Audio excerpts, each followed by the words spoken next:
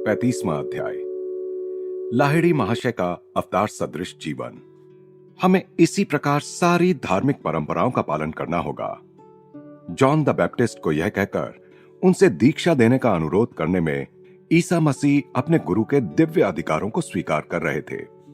और वात्य दृष्टिकोण से बाइबल के श्रद्धापूर्ण अध्ययन और अंतः प्रेरणा से मुझे यह पूर्ण विश्वास हो गया है कि गत जन्मों में John the Baptist Isa Masih के गुरु थे। बाइबल के अनेक परिच्छेदों से यह ध्वनित होता है कि जॉन और यीशु अपने पिछले जन्म में क्रमशः एलाइजा और उनके शिष्य एलिशा थे। ओल्ड टेस्टामेंट में यही नाम दिए गए हैं। यूनानी अनुवादकों ने इन नामों को इलियास और इलीसियस लिखा है, इसलिए न्यू टेस्टामेंट में ये नाम इन यूनानी रूपों में ही दिए गए हैं। ईसा मसीह ने 2 बार निसंदिग्ध शब्दों में एलाइजा की पहचान जॉन के रूप में बताई थी। एलाइजा पहले ही आ चुके हैं और लोग उन्हें पहचान नहीं पाए। तब शिष्यों की समझ में आया कि ईसा उन्हें द बैप्टिस्ट के बारे में बता रहे थे। दूसरे एक स्थान पर ईसा मसीह कहते हैं, क्योंकि जॉन तक के सभी पैगंबरों और शास्त्रों ने भविष्यवाणी की है, और यदि तुम उसे स्वीकार करो तो यह वही इलियास है जिसके आने के बारे में वह भविष्यवाणी थी। भूमिकाओं में अदला बदली हो गई, क्योंकि एलाइजा जॉन के लिए अब आध्यात्मिक दृष्टि से पूर्ण हुए एलिशा ईसा का प्रकट गुरु बनने की कोई आवश्यकता नहीं रही थी। जब पहाड़ पर ईसा का शरीर दिव्य शरीर में रूपांतरित हो गया, तब उन्होंने अपने गुरु इलियास को ही मूसा के साथ देखा था। क्रॉस पर यातना की पराकाष्ठा में ईसा पुकार उठे, एली एली लामा साबाक्तानी, अर्थात मेरे प्रभु तुमने मुझे क्यों त्याग दिया। वहां जो लोग खड़े थे उनमें कुछ ने जब यह सुना तो उन्होंने कहा, यह आदमी इलियास को पुकार रहा है। देखते हैं कि इलियास इसे बचाने के लिए आता है या नहीं। जॉन और ईसा के बीच जो कालातीत गुरु शिष्य संबंध था, वही बाबा जी और लाहिड़ी महाशय के बीच भी था। मृत्युंजय गुरु अत्यंत वात्सल्य के साथ अपने शिष्य के 2 जन्मों के बीच के अथाह सागर को पार कर बालक लाहिड़ी और फिर युवा लाहिड़ी द्वारा उठाए गए कदमों का मार्गदर्शन करते रहे। शिष्य के जीवन के 33वें वर्ष में पदार्पण करने से पहले बाबा जी ने प्रकट रूप से पुनः उस संबंध को स्थापित करना उपयुक्त नहीं समझा, जो कभी टूटा ही नहीं था। रानीखेत के पास अल्प समय के मिलन के बाद निस्वार्थी गुरु ने अपने प्रिय शिष्य को अपने पास नहीं रखा, बल्कि लाहिड़ी महाशय को जगत में अपना जीवन कार्य पूरा करने के लिए छोड़ दिया। मेरे पुत्र, जब भी तुम्हें मेरी आवश्यकता होगी मैं आ जाऊंगा। कौन सा मर्त्य प्रेमी इस प्रकार के वचन में निहित अनंत तथ्यों की पूर्ति कर सकता है। सन 1861 में काशी के एक एकाकी कोने में एक महान आध्यात्मिक पुनरुत्थान का श्री गणेश हुआ। साधारण लोक समाज इससे पूर्णतः अनभिज्ञ था। जिस प्रकार फूलों की सुगंध को छिपाकर नहीं रखा जा सकता, उसी प्रकार आदर्श गृहस्थ का जीवन चुपचाप व्यतीत करते लाहिड़ी महाशय अपने स्वाभाविक तेज को छिपाकर नहीं रख सके। भारत के कोने कोने से भक्त भ्रमर इस जीवन मुक्त सदगुरु से सुधा पान करने के लिए मंडराने लगे। लाहिड़ी महाशय को प्यार से आनंद मग्न बाबू कहने वाले अंग्रेज ऑफिस सुपरिटेंडेंट के ध्यान में सबसे पहले यह बात आई कि उनके कर्मचारी में कोई अज्ञात श्रेष्ठ परिवर्तन आ रहा है। सर, आप दुखी लगते हैं, क्या बात है? एक दिन सुबह लाहिड़ी महाशय ने अपने सुपरिंटेंडेंट से पूछा, इंग्लैंड में मेरी पत्नी गंभीर रूप से बीमार है। मुझे बहुत चिंता हो रही है। मैं आपको उनका कुछ समाचार ला देता हूं। लाहिड़ी महाशय वहां से चले गए और एक एकांत स्थान में जाकर कुछ देर बैठे रहे। जब वापस आए तो धीरज देने के अंदाज में मुस्कुरा रहे थे। आपकी पत्नी की हालत सुधर रही है। अभी वे आपको पत्र लिख रही हैं। सर्वज्ञ योगीवर ने पत्र के कुछ अंश भी सुना दिए। आनंदमग्न बाबू, इतना तो मैं पहले ही जान गया हूं कि आप साधारण मनुष्य नहीं हैं। फिर भी मुझे विश्वास नहीं हो पा रहा है कि आप अपनी इच्छा मात्र से ही देश और काल की सीमाओं को मिटा सकते हैं। अंततः वह पत्र आ पहुंचा। देखकर सुपरिंटेंडेंट चकित रह गया कि पत्र में न केवल उसकी पत्नी के अच्छी होने का शुभ समाचार था, बल्कि उन्हीं शब्दों में वह वाक्य भी थे जो महान गुरु ने कई सप्ताह पूर्व कह सुनाए थे। कुछ महीनों बाद उनकी पत्नी भी भारत आ गई। जब लाहिड़ी महाशय से मुलाकात हुई तो वह श्रद्धा और आदर के साथ उन्हें देखती ही रहीं। फिर बोली, सर, महीनों पहले लंदन में अपनी रुग्ण शैया के पास तेजस्वी प्रकाश में मैंने आपको ही देखा था। उसी क्षण मैं पूर्ण स्वस्थ हो गई और थोड़े ही दिन बाद भारत की लंबी समुद्र यात्रा करने में समर्थ हो गई। दिन प्रतिदिन महान गुरु एक दो साधकों को क्रिया योग की दीक्षा देते थे। अपने इन आध्यात्मिक कर्तव्यों एवं व्यावसायिक तथा पारिवारिक जीवन के उत्तरदायित्वों के अलावा वे शिक्षा के क्षेत्र में भी उत्साहपूर्वक भाग लेते थे। उन्होंने कई घरों में छोटी छोटी पाठशालाएं शुरू करवा दी थीं और काशी के बंगाली टोला मोहल्ले में एक बड़े हाई स्कूल के विकास में सक्रिय योगदान दिया था। साप्ताहिक सभाओं में, जो बाद में गीता सभा के नाम से प्रतिष्ठित हुई, महान गुरु अनेक जिज्ञासुओं को शास्त्रों का अर्थ समझाते थे। इन बहुमुखी गतिविधियों द्वारा लाहिड़ी महाशय उस सामान्य प्रतिवाद का उत्तर देने की चेष्टा कर रहे थे। व्यावसायिक और सामाजिक कर्तव्यों को निभाते निभाते ध्यान धारणा का समय ही कहां बचता है। इस महान गृहस्थ योगी गुरु का पूर्ण संतुलित जीवन हजारों नर नारियों के लिए प्रेरणा का स्रोत बना। केवल साधारण सा वेतन पाते हुए भी, किफायती खर्च करते हुए या आडंबरहीन गुरु जिनके पास कोई भी पहुंच सकता था, अत्यंत स्वाभाविक तरीके से सुखपूर्वक संयमित सांसारिक जीवन व्यतीत कर रहे थे। साक्षात परमात्मा के आसन पर विराजमान होते हुए भी लाहिड़ी महाशय बिना किसी भेदभाव के सभी लोगों का आदर करते थे।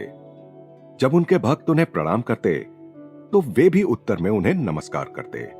गुरु के पांव छूने की प्राचीन पौर्वात्य प्रथा होते हुए भी वे स्वयं ही शिशु सुलभ विनम्रता के साथ दूसरों के पांव छू लेते थे, पर दूसरों को कभी अपने पांव नहीं छूने देते थे। हर धर्म के लोगों को क्रिया योग दीक्षा का दान लाहिड़ी महाशय के जीवन की एक उल्लेखनीय विशिष्टता थी। केवल हिंदू ही नहीं, बल्कि उनके प्रमुख शिष्यों में मुसलमान और ईसाई भी थे। द्वैतवादी हो या अद्वैतवादी, चाहे वह किसी भी धर्म का अनुयायी हो या किसी भी प्रचलित धर्म को न मानता हो, विश्वगुरु सबका निष्पक्ष रूप से स्वागत करते और उन्हें शिक्षा देते थे। उनके एक मुसलमान शिष्य अब्दुल गफूर खान अत्यंत ऊंची अवस्था में पहुंचे हुए थे। स्वयं सर्वोच्च ब्राह्मण जाति के होते हुए भी लाहिड़ी महाशय ने अपने समय की कट्टर जाति व्यवस्था को तोड़ने की दिशा में साहसिक कदम उठाए थे।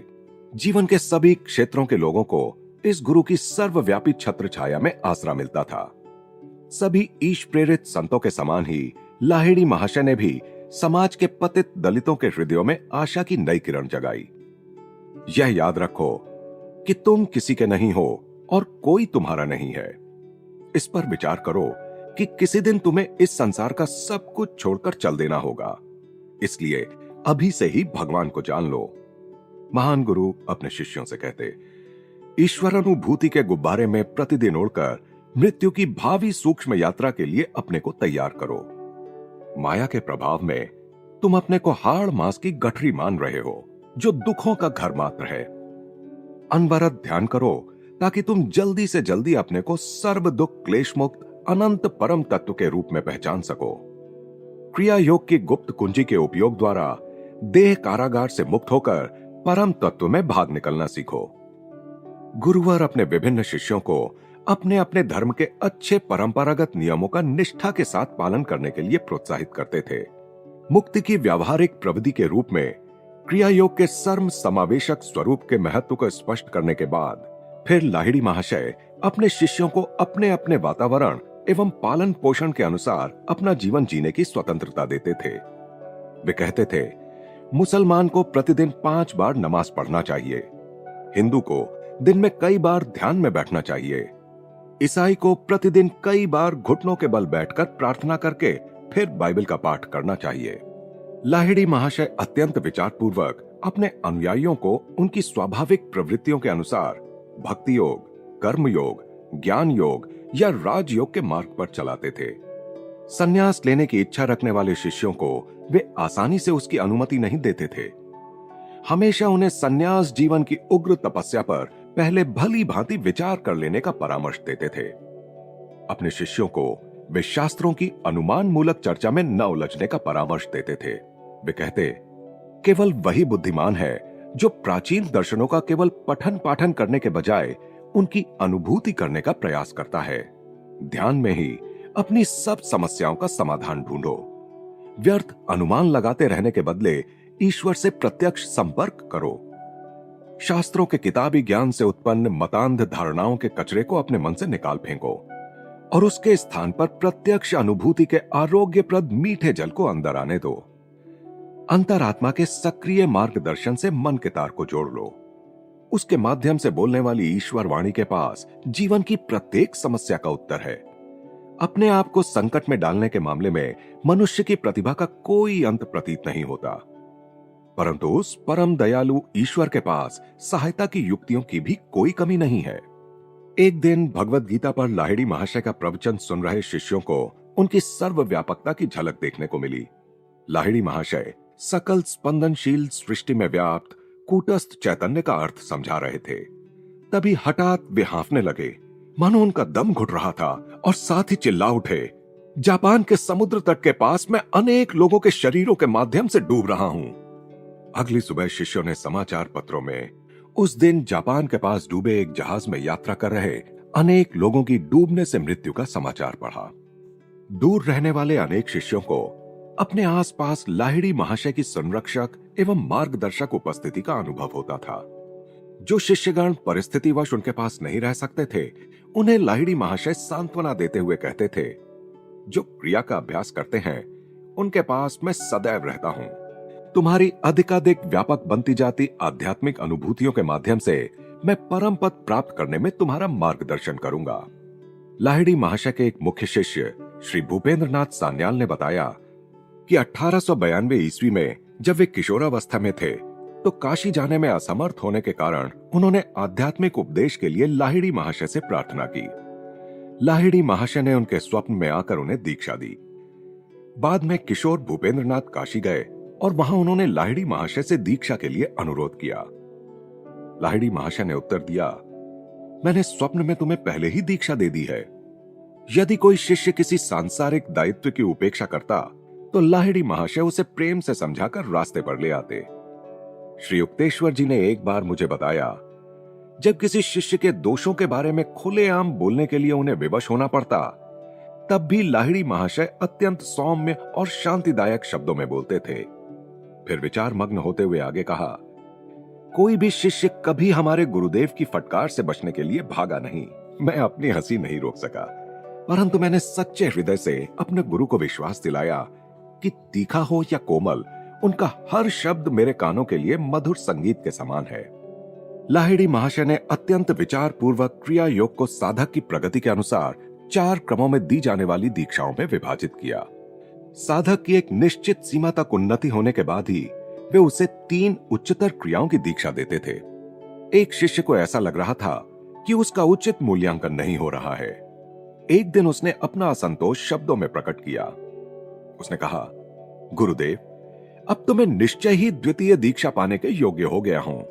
उसी समय दरवाजा खुला और एक विनम्र साधक वृंदा भगत ने कमरे में प्रवेश किया।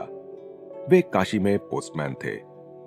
वृंदा, यहां मेरे पास आकर बैठो। महान गुरु उनकी ओर देखकर स्नेहपूर्वक मुस्कुराए। यह बताओ कि क्या तुम द्वितीय क्रिया के योग्य हो गए हो? पोस्टमैन ने दीन भाव से हाथ जोड़ दिए और कहा, गुरुदेव, अब मुझे और कोई दीक्षा नहीं चाहिए। किसी उच्चतर शिक्षा को अब मैं कैसे आत्मसात कर सकता हूं?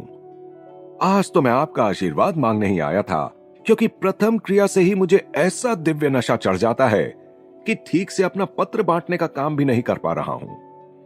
वृंदा ब्रह्मानंद सागर में पहले ही तैर रहा है। लाहिड़ी महाशय के मुख से ये शब्द सुनकर उस द्वितीय दीक्षा मांगने वाले शिष्य ने शर्म से अपना सिर झुका लिया और कहा, गुरुदेव, मेरी समझ में आ गया है कि मैं एक ऐसा घटिया कारीगर हूं जो अपने औजारों को ही दोष दिया करता है। बाद में उस दीन अशिक्षित पोस्टमैन ने क्रिया के द्वारा अपनी अंतर्दृष्टि को इतना विकसित कर लिया कि कभी-कभी विद्वान और पंडित भी शास्त्रों के जटिल मुद्दों पर उसका मत जानने के लिए उसके पास पहुंच जाते थे। वाक्यों और शब्दों की रचना से तथा अहंकार और पाप से अनभिज्ञ वृंदा विद्वान पंडितों में प्रख्यात हो गया। काशी के असंख्य शिष्यों के अतिरिक्त भारत के सुदूर भागों से भी सैकड़ों लोग लाहिड़ी महाशय के पास आते थे।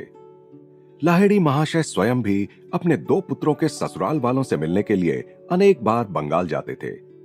इस प्रकार बार बार उनकी उपस्थिति से पावन हुए बंगाल में क्रिया योगियों की छोटी छोटी मंडलियों का जाल सा बन गया।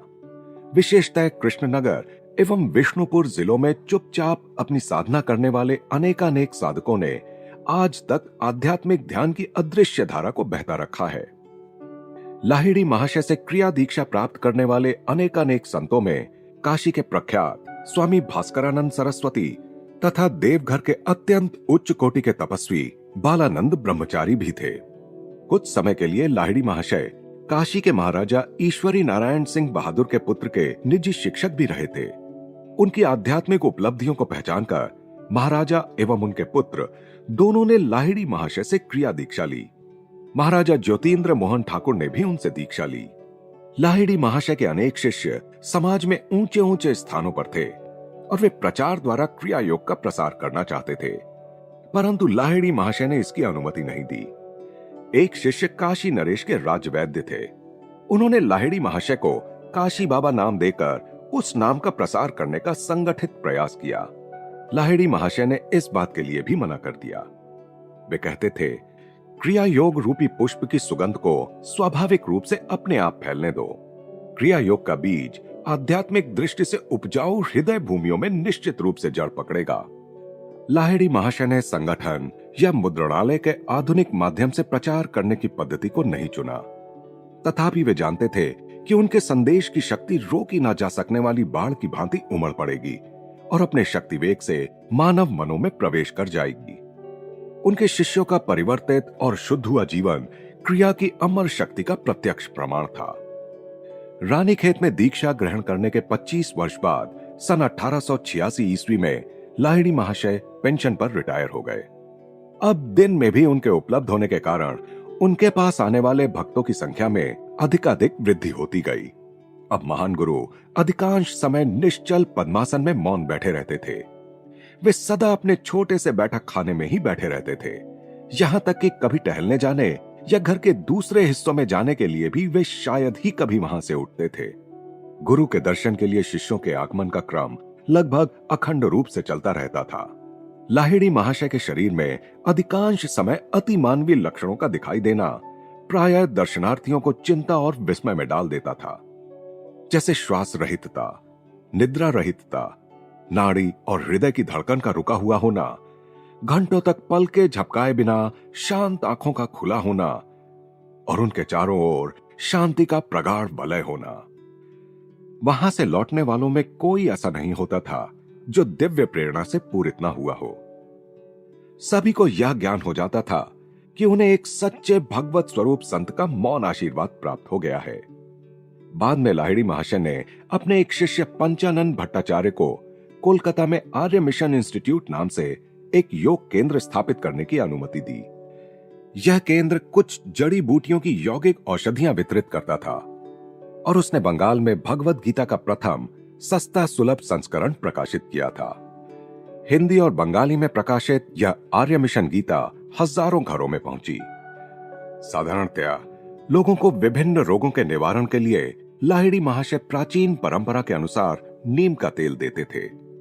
जब वे किसी शिष्य को तेल निकालने के लिए कहते तो वह शिष्य आसानी से तेल निकाल लेता। अन्य कोई यदि वह तेल निकालने का प्रयास करता तो उसके सामने विचित्र बाधाएं खड़ी हो जाती थीं। जैसे जब वह आसवन के लिए आवश्यक प्रक्रिया पूरी करता तो उसे दिखाई देता कि पूरा तेल ही भाप बनकर उड़ चुका है। स्पष्ट है कि गुरु का आशीर्वाद उस प्रक्रिया में एक आवश्यक तत्व था। लाहिड़ी महाशय की बंगाली में लिखावट तथा हस्ताक्षर का नमूना पुस्तक में दिया गया है।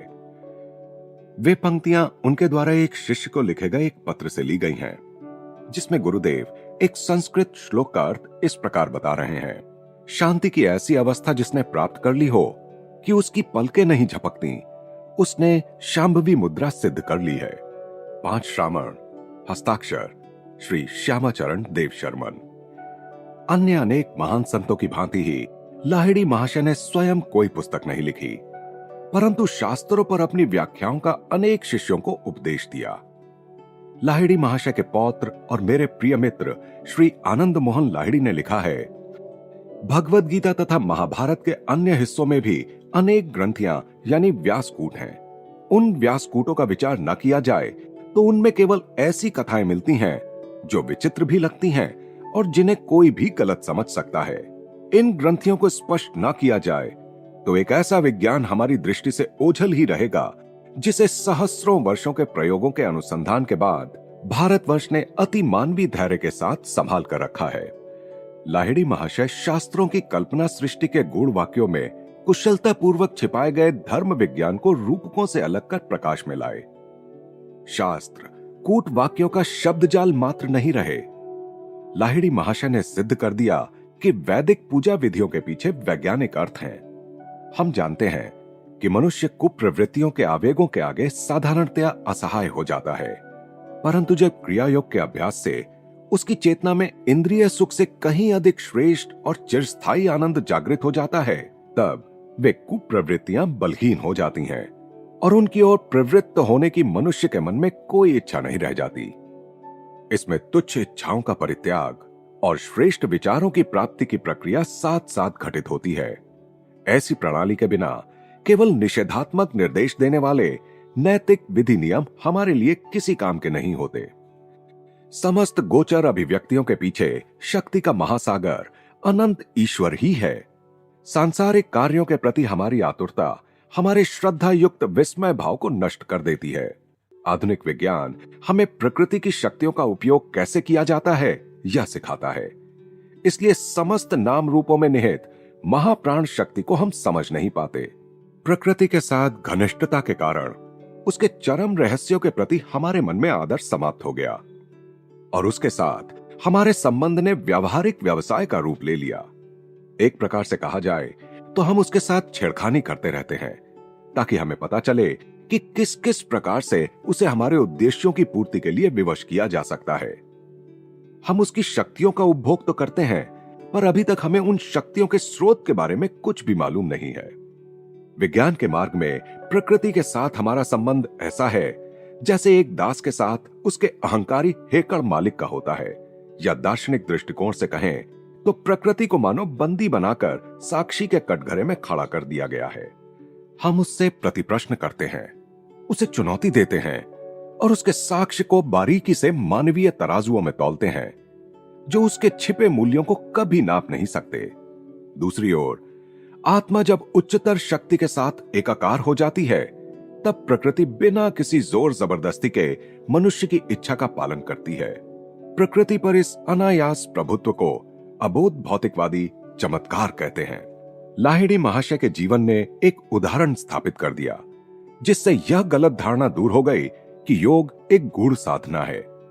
भौतिक विज्ञान की यथार्थता के बावजूद प्रत्येक मनुष्य को क्रिया योग के माध्यम से प्रकृति के साथ अपने सच्चे संबंध को समझने का और प्रकृति की समस्त घटनाओं के प्रति आध्यात्मिक आदर एवं श्रद्धा अनुभव करने का कोई ना कोई तरीका मिल ही सकता है, चाहे वे घटनाएं गूढ़ प्रतीत होने वाली हों या दैनंदिन जीवन की साधारण घटनाएं हों। हमें यह याद रखना चाहिए कि आज से 1000 वर्ष पूर्व जो गूढ़ लगता था वह अब गूढ़ नहीं रहा, और आज जो कुछ गूढ़ लग रहा हो वह कुछ ही वर्षों में आसानी से समझने वाला तथ्य बन सकता है। क्रिया योग का विज्ञान शाश्वत है, यह गणित के समान सत्य है। संख्याओं को जोड़ने और घटाने के सीधे सादे नियमों की तरह ही क्रिया योग का नियम भी कभी नष्ट नहीं हो सकता। भले ही गणित की सारी पुस्तकों को जलाकर राख कर दिया जाए, तर्क बुद्धि से युक्त लोग तब भी गणित के सारे सत्यों को फिर से खोज निकालेंगे। इसी तरह योग की भी सारी पुस्तकों को दबा दिया जाए, तब जब शुद्ध भक्ति और उस भक्ति से उत्पन्न होने वाले शुद्ध ज्ञान से युक्त कोई महात्मा आएगा, तब योग के सारे मूलभूत तत्व उसके सामने अपने आप प्रकट हो जाएंगे। जिस प्रकार बाबा जी महावतार या सबसे महान अवतारों में हैं और श्री युक्तेश्वर जी को ज्ञानावतार कहना सार्थक होगा, उसी प्रकार लाहिड़ी महाशय योगावतार थे। गुणवत्ता और परिमाण दोनों ही मापदंडों से इस महान गुरु ने समाज के आध्यात्मिक स्तर को उन्नत किया। अपने अंतरंग शिष्यों को ईसा मसीह के समान उच्च अवस्था में पहुंचा देने की शक्ति और जन साधारण में व्यापक स्तर पर उनके द्वारा दिए गए सत्य के ज्ञान से लाहिड़ी महाशय की गणना मानव जाति के उद्धारकों में होती है। गुरु के रूप में उनकी अपूर्व विशिष्टता यह है कि उन्होंने एक निश्चित प्रणाली क्रिया योग पर व्यावहारिक जोर देते हुए प्रथम बार सभी मनुष्यों के लिए योग साधना का द्वार खोल दिया। उनके अपने जीवन के असंख्य चमत्कारों के अतिरिक्त योग मार्ग की प्राचीन जटिलताओं को सर्वसामान्य लोगों की समझ में आसानी से आने लायक प्रभावशाली सरल रूप देकर योगावतार ने सब प्रकार के चमत्कारों की पराकाष्ठा कर दी। चमत्कारों के विषय में लाहिड़ी महाशय प्रायः कहा करते थे, सामान्य जन के लिए अज्ञात चमत्कारों के सूक्ष्म नियमों के परिचालन की विवेकहीन रूप से सार्वजनिक चर्चा नहीं करना चाहिए, न ही उन्हें प्रकाशित करना चाहिए। यदि इन पृष्ठों में कहीं मैं उनकी इस चेतावनी का उल्लंघन करता प्रतीत हो रहा हूं, तो उसका कारण यह है कि उन्होंने मुझे इसके बारे में आंतरिक आश्वासन दिया है। परंतु फिर भी बाबा जी, लाहिड़ी महाशय और श्री युक्तेश्वर जी के जीवन के विषय में लिखते हुए मैंने कुछ चमत्कारों की कहानियों को न लिखना ही उचित समझकर उन्हें छोड़ दिया है। गूढ़ और समझने में अत्यंत कठिन तत्वों पर स्पष्टीकरणों का एक पूरा ग्रंथ ही लिखे बिना उन कहानियों को मैं इस पुस्तक में डाल भी नहीं सकता था। लाहिड़ी महाशय स्वयं एक गृहस्थ योगी थे और उन्होंने जो संदेश इस संसार को दिया है वह आज के संसार की आवश्यकताओं के अनुरूप ही है। प्राचीन भारत की उच्च कोटि की आर्थिक और धार्मिक परिस्थितियां अब नहीं रहीं, इसलिए भिक्षा पात्र लिए भ्रमण करते रहने वाले योगी के प्राचीन आदर्श को उन्होंने प्रोत्साहन नहीं दिया, बल्कि उन्होंने इस बात को अधिक लाभदायक बताते हुए उसी पर जोर दिया कि योगी को अपनी आजीविका का स्वयं उपार्जन करना चाहिए। उसे पहले ही भार के नीचे दबे समाज पर अपने पोषण का और बोझ नहीं डालना चाहिए तथा अपने घर के एकांत में ही उसे योग साधना करनी चाहिए। इस उपदेश में उन्होंने स्वयं अपना ही ज्वलंत उदाहरण जोड़कर उसे और भी अधिक बल प्रदान किया। वे एक आधुनिक सुव्यवस्थित योगी का आदर्श उदाहरण थे। बाबा जी द्वारा नियोजित उनकी जीवन शैली विश्व के सब भागों में रहने वाले योग साधना कांक्षियों को मार्ग दिखाने के लिए ही बनी थी। नए मनुष्यों के लिए नई आशा। ईश्वर साक्षात्कार आत्म प्रयास से संभव है। वह किसी धार्मिक विश्वास या किसी ब्रह्मांड नायक की मनमानी इच्छा अनिच्छा पर निर्भर नहीं है।